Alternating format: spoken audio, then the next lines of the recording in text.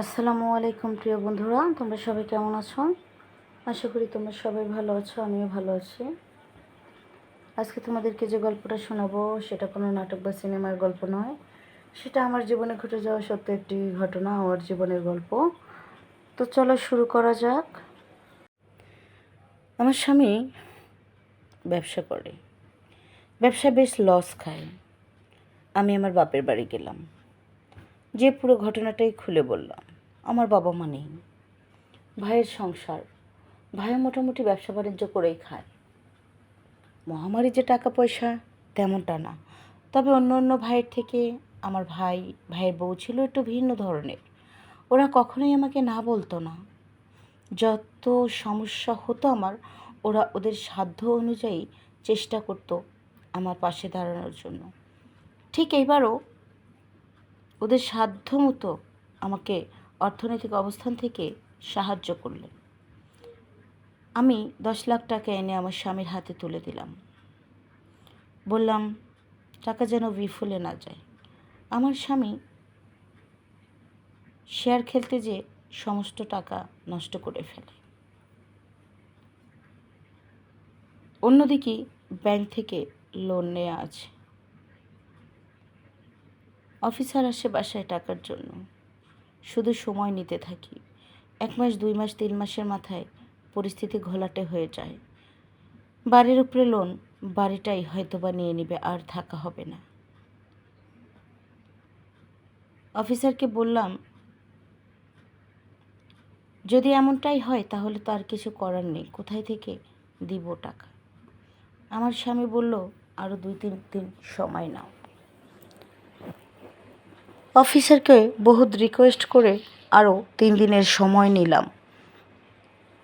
যদিও স্বামীর উপরে সমস্ত বিশ্বাস ভরসা হারিয়ে বসেছি, তারপরও খুব কনফিডেন্স দেখলাম তার ভিতরে।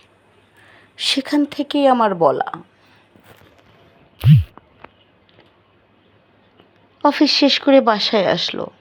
আসার পরে বলল, কালকে আমাদের অফিসের মালিক এখানে আসবে, আমার বাসায় তার দাওয়াত। আমি বললাম, কী ব্যাপার, কী উপলক্ষে? সে আমাকে বলল, আমাদের একটা ডিল হচ্ছে, ওই ডিলের জন্য আমি তাকে আমাদের বাসায় দাওয়াত দিয়েছি। তুমি আমাকে ভালো ভালো রান্না করে টেবিলটা গুছিয়ে দিও।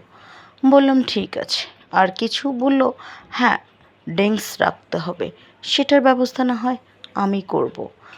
পুরো বিষয়টাই আনিজি লাগলো, কিন্তু কী বা করব, কিছুই করার নেই। আমি পরের দিন আমার স্বামীর কথা অনুযায়ী সব কিছু রেডি করলাম, যা যা করতে বলেছিল সব রেডি করে পুরো টেবিল সাজিয়ে দিলাম। দেওয়ার পরে উনি দেখলাম ড্রিঙ্কসের ব্যবস্থাও করেছেন, সেটাও রেখে দিলাম। দিয়ে আমাকে বলল, খুব সুন্দর করে ফ্রেশ হয়ে নাও। হলাম। বলল, খুবই সুন্দর জর্জেট পিঙ্ক কালারের একটা শাড়ি পরো, পাতলা নেকলেস পরো, সিম্পলের মধ্যে গর্জিয়াস করে নিজেকে সাজাও, যাতে তোমাকে দেখতে খুবই সুন্দর লাগে। বললাম, দেখো, মাথা ভরা টেনশন, কেন এত জোর জুলুম চাপিয়ে দিচ্ছ মাথায়? ভালো লাগে না। বললো, প্লিজ, আমার বাড়িতে কী আছে না আছে সেটা আমার অফিসের কেউ বা মালিক কেন জানবে? তারা জানবে আমরা খুবই ভালো আছি, সুখে আছি, ভালো অবস্থানে আছি। আর একটা বার আমাকে বিশ্বাস করো প্লিজ, আমার মান সম্মানের প্রশ্ন। এই কথা বলতেই চলে গেলাম ওয়াশরুমে। যাওয়ার পর ফ্রেশ হয়ে নিলাম। নেওয়ার পর নিজেকে সাজালাম সাজসজ্জায়। পাতলা একটা শাড়ি পরে নিলাম জর্জেটের পিঙ্ক কালারের। হোয়াইট কালার একটা নেকলেস পরলাম। হালকা গোলাপি একটা লিপ জেল দিলাম। চুলটা ছাড়া বাতাসে উঠছিল। অত কিছু দেখার সময় কোথায়? মনের উপরে জোর খাটিয়েই তো রেডি হলাম। কিছুক্ষণ পরে দেখলাম কলিং বেলের আওয়াজ।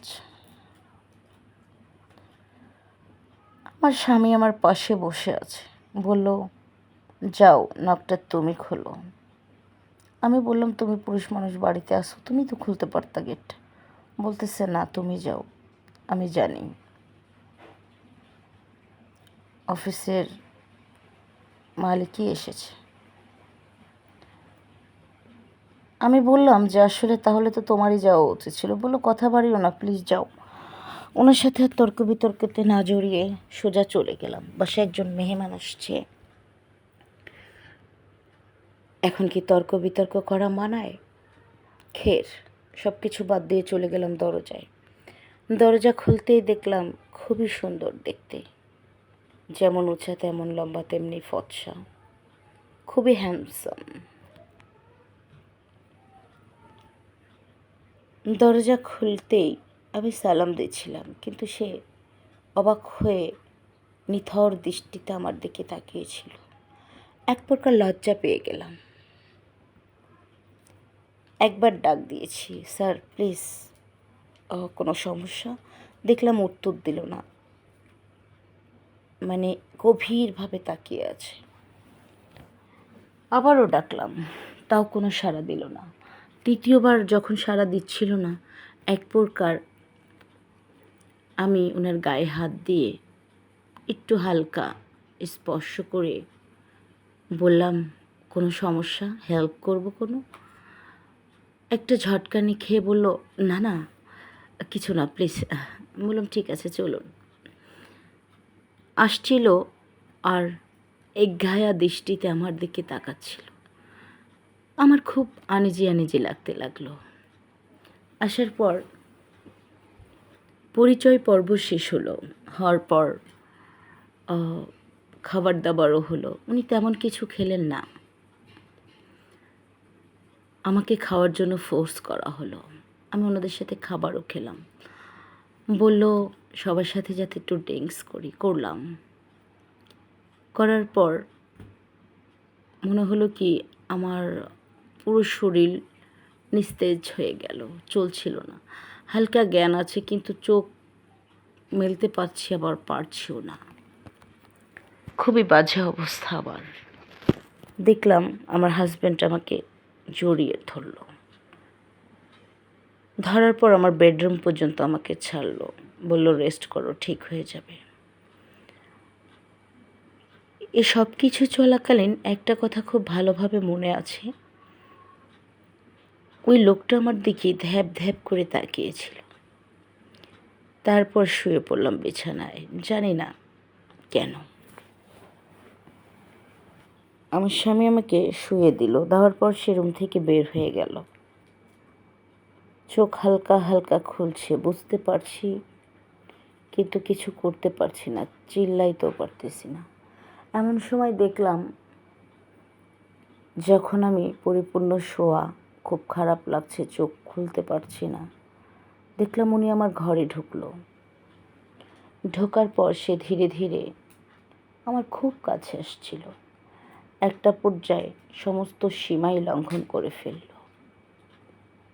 তার ইচ্ছে মতো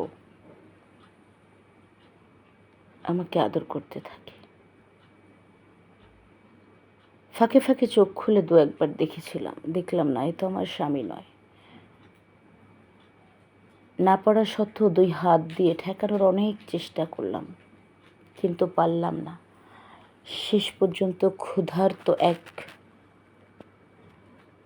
প্রাণের মতো সে আমার উপর হামলা করলো এবং নিজের ক্ষুধাটাও মিটিয়ে নিল। অন্যদিকে খুবই খুবই আনন্দ উপভোগ করছিলাম আমি, কিন্তু আতঙ্ক, ভয়, লজ্জা তো আমাকে ঘিরে ফেলেছিল। এভাবেই ভোর হয়ে গেল। যাওয়ার পর তখন আমি দেখলাম যে মোটামুটি সেন্স, তখন পর্যন্ত লোকটা আমার কাছেই ছিল। হঠাৎ করে উঠে ঝাপটা দিয়ে নিজেকে কাপড়ের ভেতরে আবরণে ঢেকে নিলাম আর বললাম, আপনি এখানে কেন? বলল, আমিই তো থাকবো। তোমার স্বামী যে এক রাতের জন্য আমার সাথে চুক্তি করেছে, তাকে 50 লাখ টাকা দিচ্ছি আমি। এই কথা বলতেই নিজের অজান্তেই দু চোখের কোণায় জলে ভরে গেল, অঝরে ঝরতে থাকলো। তখন আমি বললাম, আমার ভিতরে এমন কি আছে যে এক রাতের জন্য আপনাকে 50 লাখ টাকা দিতে হলো? সে উত্তরে বলল, তুমি আমাকে কখনো দেখোনি। কলেজ লাইফ থেকে শুরু করে তুমি আমার এতটাই পছন্দ ছিলে যে আজ পর্যন্ত আর বিয়ে করতে পারিনি। আমি ইচ্ছে করেই তোমার স্বামীকে আমার অফিসে চাকরি দিয়েছিলাম, কিন্তু সে এতটাই জঘন্যতম রুচি তার, সে টাকার বিনিময়ে তোমাকে বিক্রি করতে দুবার ভাবেনি। তাই অন্য কেউ কেনার আগে আমিই কিনে নিয়েছি। আমি তাকে বললাম, নিজের উপরে ঘৃণা হচ্ছে। বললো, আর কি করবে, পরিস্থিতি যা হবার ছিল হয়ে গেছে। আমি বললাম, সারা জীবনের জন্য কিনবে আমায় বিনা পয়সায়? তখন সে অবাক হয়ে তাকিয়ে থেকে বলল, হবে আমার? বললাম, হ্যাঁ, সত্যি হব। সেই থেকে আমি আমার স্বামীকে ডিভোর্স দিয়ে এখানে চলে এসেছি। আরও আমাকে খুব ভালো রেখেছে, আমি খুব ভালো আছি। এবার তোমাদেরকে আমি বলি আমি কেন এসেছিলাম। যে স্বামী টাকার জন্য আমাকে অন্য পুরুষের সাথে সওদা করতে পারে, সে চাইলে আরও অনেক কিছু করতে পারে, 1000টা পুরুষের কাছে আমাকে বিক্রি করে দিতে পারে। এরকম একটা পুরুষের ঘর করার চেয়ে না করাই আমার কাছে বেটার অপশন মনে হয়েছে। সে যাই হোক, গল্পটা তোমাদের সঙ্গে এই কারণেই শেয়ার করলাম যে স্বামীকে বিশ্বাস তো অবশ্যই করতে হবে। একজন স্বামীকে বিশ্বাস করতে হবে, বাঁচতে হবে, ইজ্জত করতে হবে, সম্মান করতে হবে। তবে হ্যাঁ, সেটা অবশ্যই মর্যাদার মধ্যে এবং সতর্কতার সাথে। আশা করি তোমরা বুঝতে পেরেছো আমি কী বলতে চাইছি। সবাই ভালো থেকে সুস্থ থেকো। আজকে এই পর্যন্ত।